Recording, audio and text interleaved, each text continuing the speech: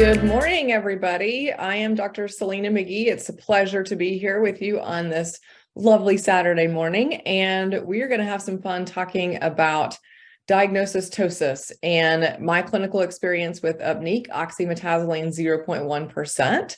And I am in private practice in Edmond, Oklahoma. So I'm excited to share just everything around ptosis, blepharoptosis, what that looks like in clinic, and then my experience again with Upneeq. And we will jump right in for the sake of time. So first, why should we really care about ptosis? 10 years ago, 5 years ago, we didn't really have a lot of options other than surgical procedures for these patients. And so sometimes it was interesting to just not really have a deep conversation about ptosis, but now we have solutions, and we have a solution with oxymetazoline. So we're going to talk about that. But I think it's really important to look at how many of our patients have this, and then how do we have an appropriate conversation with our patients so that we're comfortable, they're comfortable, and now they realize that we are the resource when they have concerns about their eyelids. And ptosis is much more common than we actually think. There's about 13 million people in the US with ptosis, and that equivalates to about 1 in 10 of our patients that you and I see in clinic every day. And so these patients are really sitting in plain sight, and they're already in our chairs. It's just thinking differently, walking into the room with the mindset of, I'm going to look for this, uncover this, and then have a conversation and a solution with the patient. And how do we do that in a streamlined way that can really benefit our practice and our patients? And when we look at ptosis, this can affect not only their vision, that's the obvious one, and in some cases it's not as obvious, but it can also affect their mental state and their psychosocial impact, because they have an actually increased risk when you look at elderly patients and actually falling when they have less light coming in due to ptosis. And then just that increased appearance related to stress to, I don't look the way that I maybe used to look or maybe want to look. And so we can't overlook how important that psychosocial impact is. And then physically, patients will do these coping mechanisms that can lead to bigger problems with their neck and headaches, because they have this funny chin tilt where they're actually looking underneath their lids. And so it's our job to walk into the room and look at patients and notice those subtleties of where their lids sit, of how they sit posturally, even sometimes, what their gait looks like. And so I think it's really important that we get comfortable with how we look at patients and what that intention is behind that, so that we can better address ptosis in our patient population that you and I are already seeing every day. And when you look at vision, the visual field, of course, is affected by ptosis, but I think what's really surprising here is how much it affects vision. And when you look at visual field impairment, anything less than 4 millimeters on their marginal reflex distance 1, which we're going to talk about, but remember that's that reflex distance between the reflex of the center of the pupil to the top of the lid and the lid margin. And so when you see that below 4 millimeters, every 2 millimeters is in a range of 24 to 30% reduction, which equals about 12 to 15 degrees of superior visual field loss. That's really significant. If we looked at a glaucoma patient like this, we would consider that a severe glaucoma patient with visual field loss. So we can't overlook what we think may be a subtle change with 1 millimeter or 2 millimeters, and what that means visually to our patients and their quality of life, not only because of their vision, but also because of their mental health. And again, we talked about the visual field and the risk of falls with our patients that are older than 65. And the peripheral vision is more highly associated with those falls versus how well they see, their contrast sensitivity, their depth perception, and then central visual field loss. So this is really significant in all of our patient populations. So what is acquired ptosis? Let's talk about that. And remember, there's 2 muscles that elevate the eyelid. So we have the levator muscle, and then we also have Mueller's muscle. And they're innervated differently. And acquired ptosis is most often a result of the stretching or the dehiscence or disinsertion of that levator muscle complex. So the levator muscle has that junction of where it inserts into the lid, and that's what becomes the lid crease. And as we have more birthdays, we have a stretching of that or a disinsertion of that levator complex, and we get ptosis. And characterizations, we have those low-lying lids and primary gaze. It can be unilateral, bilateral, and then that severity depends on the degree of lid droop. And often you will see patients that will recruit the muscle in the forehead, which is the frontalis. They'll recruit that muscle to pull things up out of their way. So that's a good indicator too of what's happening with our patients. And again, this is often progresses slowly, often associated with aging. What we need to be on the watch out for is when we have a new onset of ptosis. If we have unilateral ptosis that's new onset, if we have, we're going to start digging, right? We're going to start looking at pupils to see, do we have a pupil involved? Because at this point, we have to rule out the big scary things like a third nerve palsy, Horner's, myasthenia gravis, a tumor, stroke, a neuro problem that's happening. So it's no longer myogenic, but it's neurogenic, and think of it that way. So again, those questions to ask yourself: is this a new onset? Is this unilateral new onset?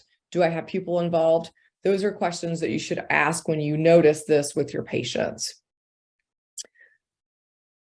So, common rising factors, and we talked about this, birthdays are number one.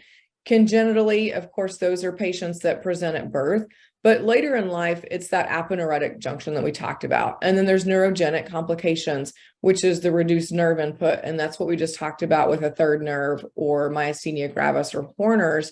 You can have trauma that actually causes an issue with one of the muscles or the nerves. And then mechanical, which could be eyelash extensions, which we see, very frequently in practice now. It could be even just dermatochalasis. So you've got eyelid heaviness, you've got extra skin that's weighing that lid down, and that muscle can't counteract that balance. And, if periocular neurotoxin injections, the levator is really superficial, medial in the eyebrow and that right under the corrugator muscle, which often is an area that we inject because we're trying to lift lids inside here, and people will inject, and I inject even in that corrugator.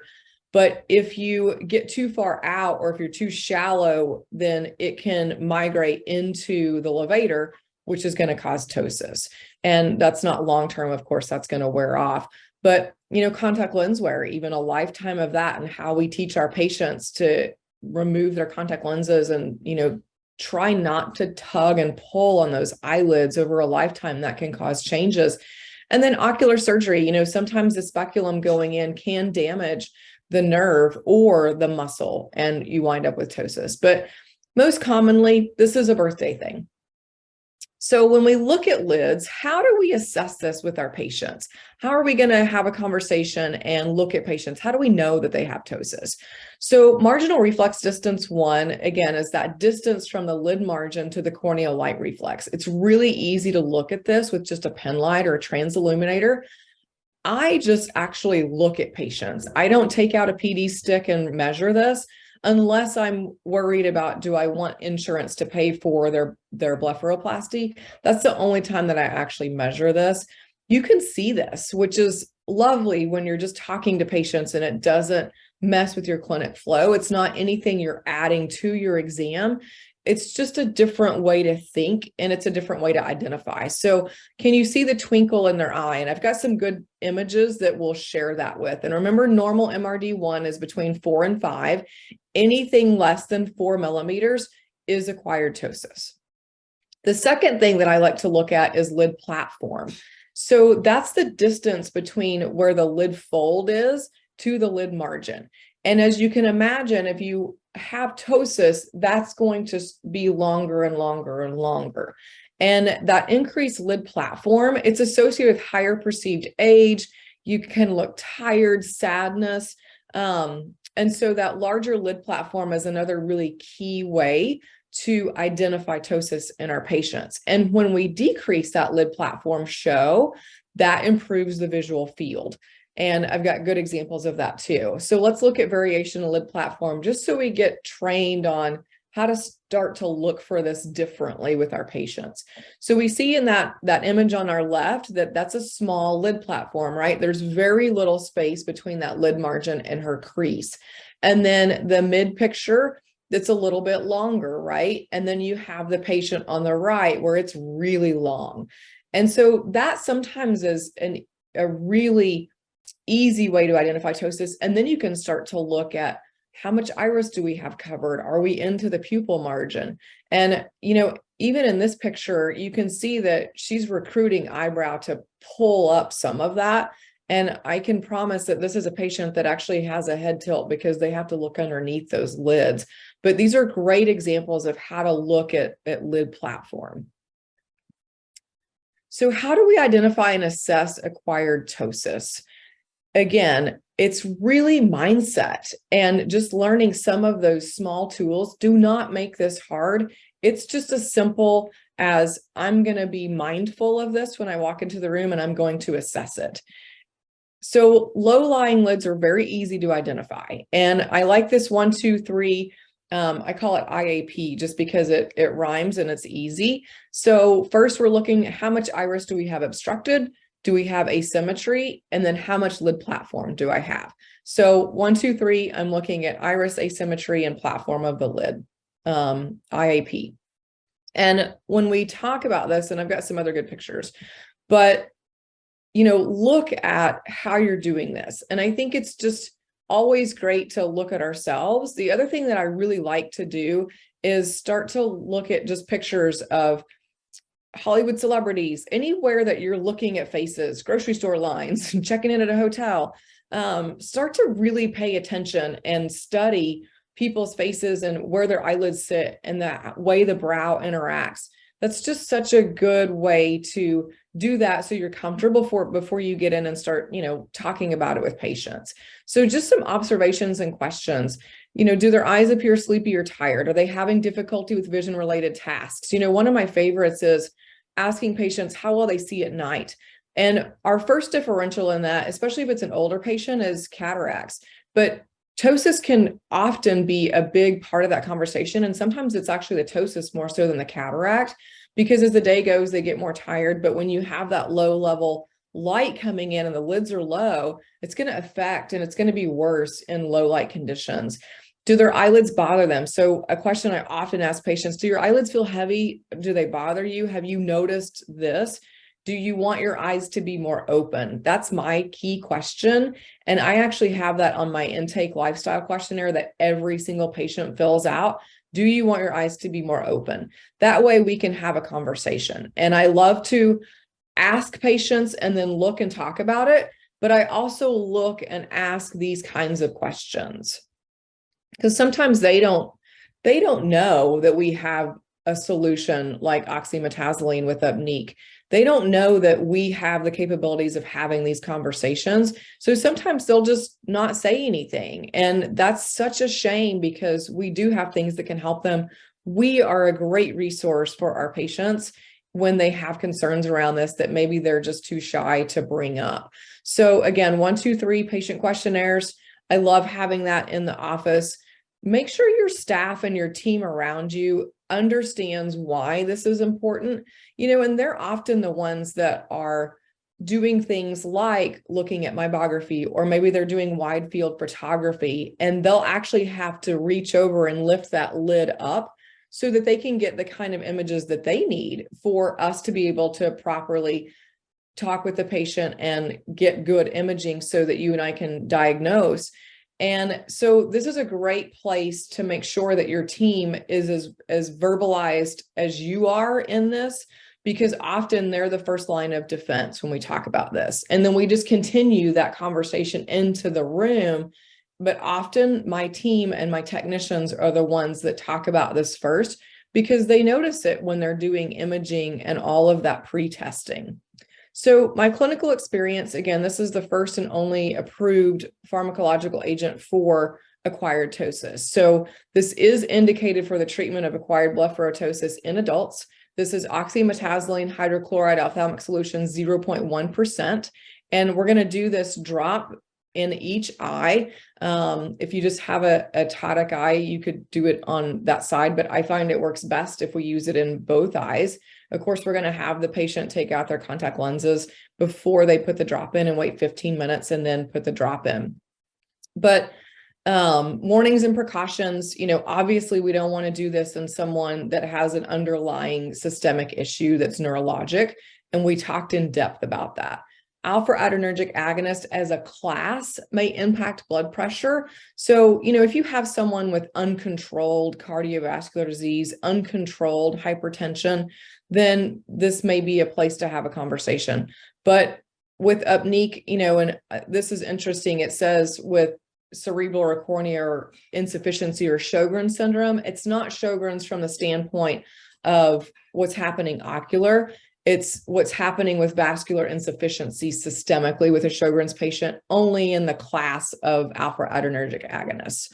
We can increase the risk of angle closure glaucoma. So we just, do a proper assessment of the patient before you actually prescribe this medication. And of course, just make sure they're not, touching that tip to their eyelids. Adverse reactions, 1 to 5% can have punctate keratopathy, conjunctival hyperemia, dryness, blurry vision, installation site pain. Those are all common adverse reactions that we see with any kind of drop, but those are the adverse reactions that were studied and noticed during the trials. So we've talked about already the alpha adrenergic agonist as a class and how it can impact blood pressure.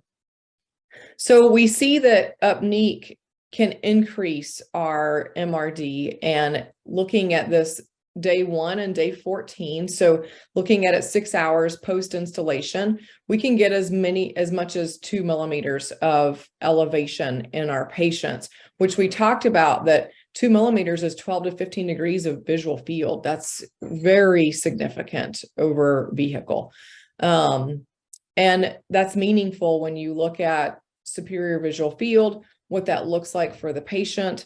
And again, when you look at day 1, day 14, we're not having tachyphylaxis over time. The patient's not getting used to this. And at this point, I've got patients that have been on this for, a couple of years now, and we don't see tachyphylaxis happening. So safety and tolerability, it's always important to make sure that we talk to patients about this. They understand what can happen. But when you look at, clinically meaningful things like vital signs, visual acuity, IOP, pupil diameter, fluorescein staining, none of those things happened during the trial. And in patients, it was very tolerable as far as comfort. 96%, 92% of patients using it for 6 to 12 weeks respectively said, this is not uncomfortable to utilize. So before and after, we get that nice elevation of this patient bilaterally. And then here's another patient that has a little bit of asymmetry, right?